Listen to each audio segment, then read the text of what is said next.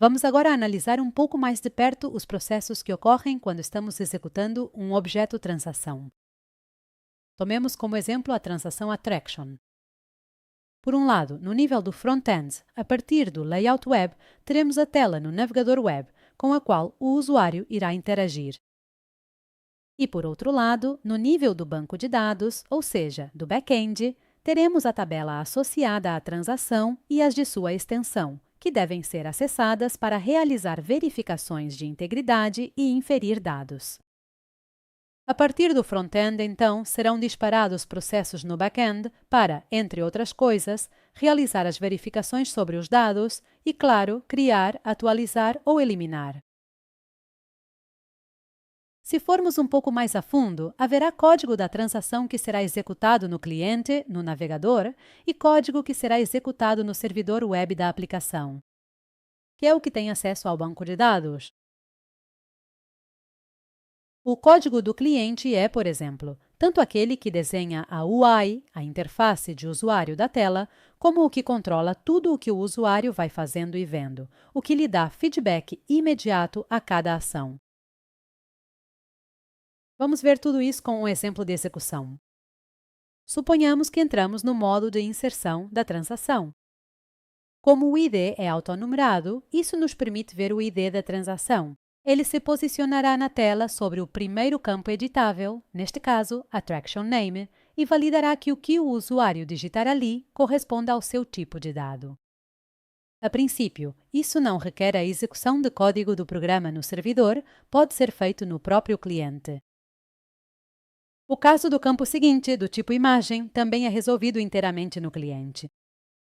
Por outro lado, quando o campo for uma referência a outra tabela, como neste caso do Category ID, além de permitir apenas a entrada de um valor numérico, a verificação de integridade referencial será disparada a partir do cliente, o que exigirá a execução de código no servidor. Portanto, é o código da transação que está aqui que faz uma chamada ao banco de dados, consultando um registro da tabela Category com, neste caso, valor de chave primária 8.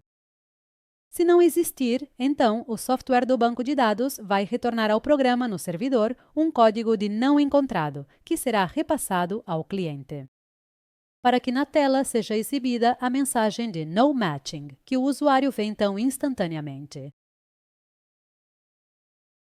Se agora o usuário muda de 8 para 1, o campo Categoria ID, novamente é disparada a validação. A validação no servidor busca na base de dados um registro em Category com ID 1. E como neste caso existe, também retorna o nome da categoria, que chega do servidor ao front-end. E assim é exibido na tela, dando um feedback imediato ao usuário, que agora vê o nome da categoria inferido. E o que acontecerá com as regras de transação? Por exemplo, se tivéssemos uma regra de erro que precisasse ser acionada, se o usuário deixar o campo do nome da atração em branco, a regra será avaliada e acionada no cliente, assim que o usuário sair do campo. Nome da atração. Se o campo for deixado vazio, a mensagem da regra será exibida ao usuário sem a necessidade de acessar o servidor. Poderíamos pensar então que, neste caso, as regras, assim como as validações que não envolvem consultar o banco de dados, só são executadas no cliente e nunca no servidor. No entanto, isso não é verdade. Quando o usuário confirma, tudo o que foi executado no cliente será executado novamente no servidor, na mesma ordem. Vamos olhar isso de perto. No momento da confirmação, o front-end envia ao back-end todos os dados inseridos pelo usuário. E o back-end percorre um a um cada um dos campos, disparando as validações e regras novamente. Quando se chega a essa primeira chave estrangeira, o cheque de integridade é realizado novamente e o nome da categoria é recuperado, sendo armazenado para ser devolvido ao front-end ao final, e então passa-se a checar a próxima chave estrangeira, desta vez composta. E, se encontrada, os valores de país, nome e cidade também são retornados, sendo armazenados para serem enviados depois ao front-end. Esse disparo novamente no servidor aqui em forma. Batch, tudo o que já havia sido disparado ali de forma interativa no cliente, deve-se ao fato de que somente no servidor podemos garantir a segurança e a consistência dos dados. É o servidor quem tem o controle definitivo sobre o que é armazenado no banco de dados, protegendo a aplicação de possíveis ataques ou manipulações vindas do cliente. Vamos nos deter no processo que acabamos de acompanhar de perto, que foi realizado no servidor em modo batch após o confirm com esses dados. Quando foi validar o campo Attraction Name, como tínhamos essa regra, sua condição foi avaliada, que com esses dados resultou em true, por isso foi disparada, e esse resultado de erro ficou registrado para quando o restante dos campos fosse processado. Foi validar este? O controle de integridade referencial foi bem sucedido, mas se não tivesse sido, o erro também teria sido registrado para depois. E o mesmo podemos dizer deste outro controle, que neste caso também foi bem sucedido. Mas como neste processo de validações no servidor algo falhou, neste caso foi disparada a regra de erro sobre Attraction Name, o registro não será gravado na tabela Attraction. Basta que algo falhe, uma regra de erro, um controle de integridade referencial para que não seja gravado. Podemos dizer que a operação de inserção na tabela, que é colocada automaticamente pelos anexos no código do programa da transação, é interrompida por uma operação de validação prévia. Essa operação de validação falhará se qualquer uma das validações dos campos falhar ou se qualquer regra de erro for disparada. Em caso de falha, o resultado é retornado ao cliente, que atualizará a tela com as informações. Nenhuma alteração será visível, visto que a mensagem de erro já havia sido exibida antes de pressionar o botão Confirmar. Logicamente, se houvesse outros erros, por exemplo, categoria não correspondente ou país e cidade não correspondentes, todos os erros seriam exibidos. Neste caso, apenas a regra de erro relativa ao nome da atração falhou.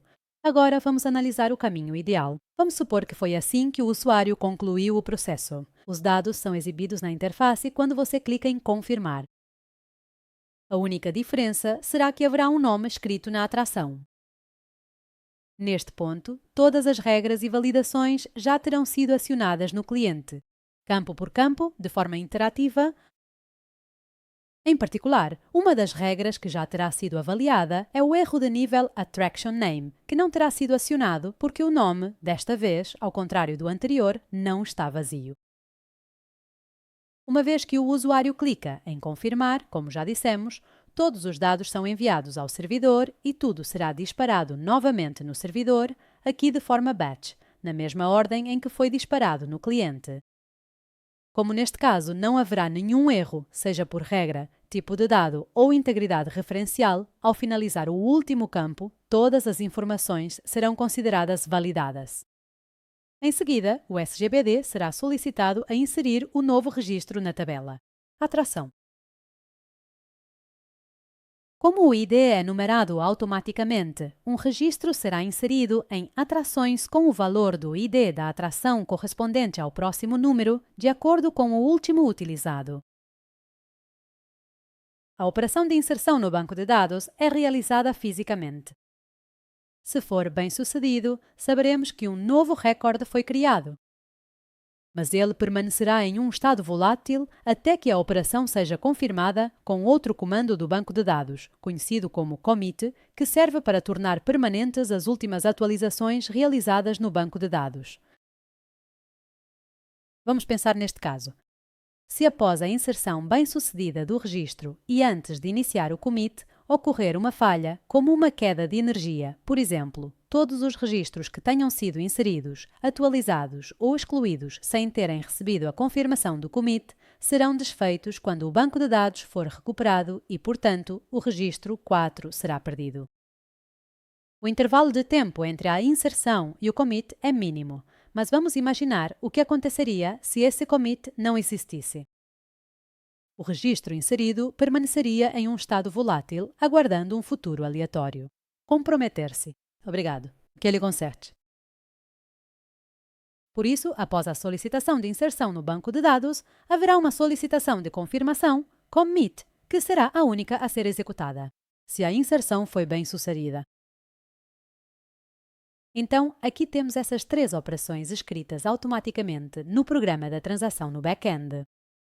As duas últimas operam sobre o banco de dados. Uma vez finalizado o commit, o resultado bem-sucedido e os dados são retornados ao front-end.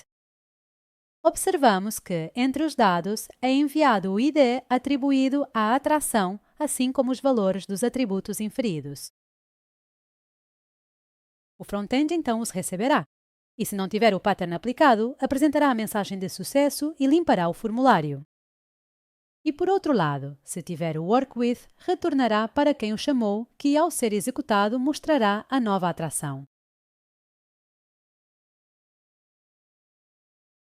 Com isso, vimos como o Genexus constrói, para o objeto transação, a lógica que será executada no cliente e a lógica que será executada no servidor, acessando a base de dados a partir daí.